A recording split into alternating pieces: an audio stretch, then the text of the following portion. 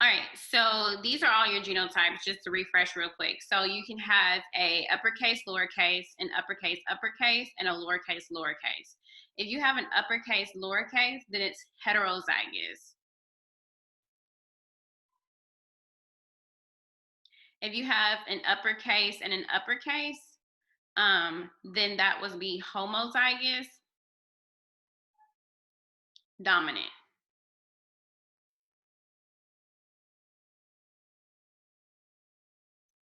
Miss Klein, are you still there? Yeah.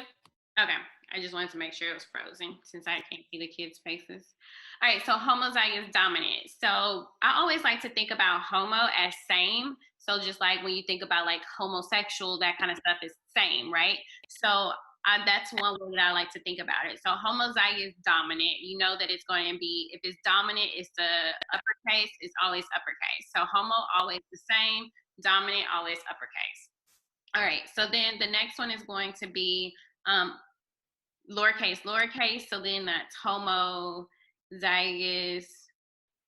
and then that's recessive because it's lowercase. All right. Any questions on genotypes, on how to figure out genotypes? Because this will be on your exit ticket if you haven't already seen that.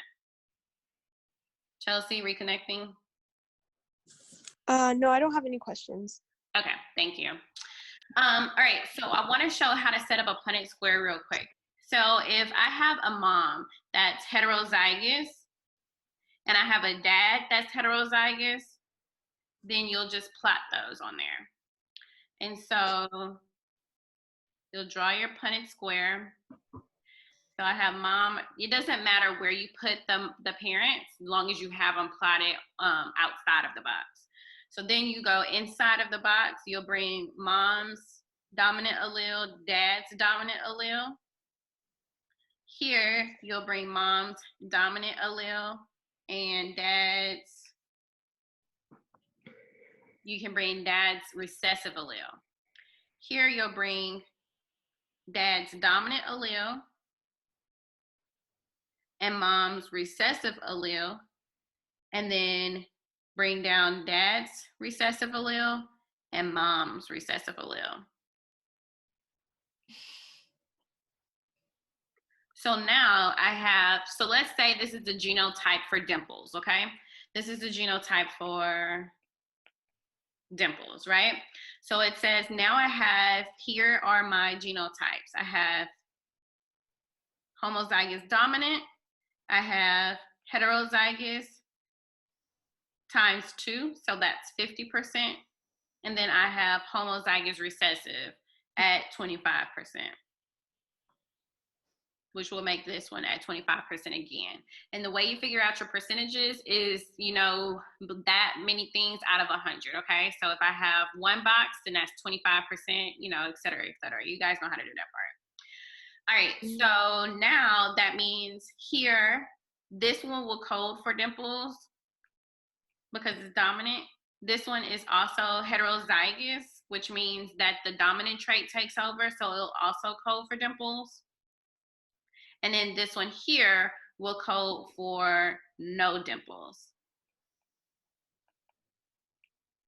Any questions on about how I got that? Nope. All right, awesome.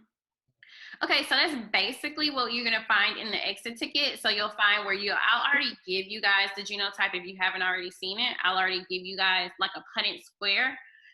You'll have to tell me what those genotypes mean, right? So you'll have to tell me like if that's heterozygous, homozygous recessive, etc.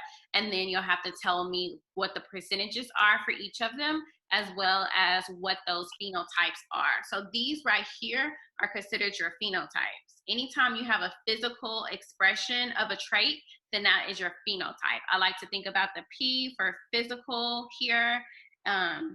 It starts with that P, so physical.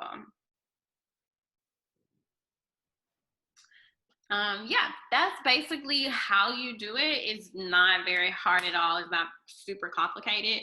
I definitely wanted to bring this office hours today instead of tomorrow, because I do know that we have no school on Friday. So I wanted to make sure you guys were able to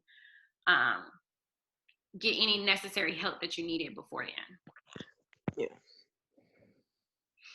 So if you guys don't have any questions, that's all I have for you. I'll stop recording now, and I can actually, I'll link this into the thing.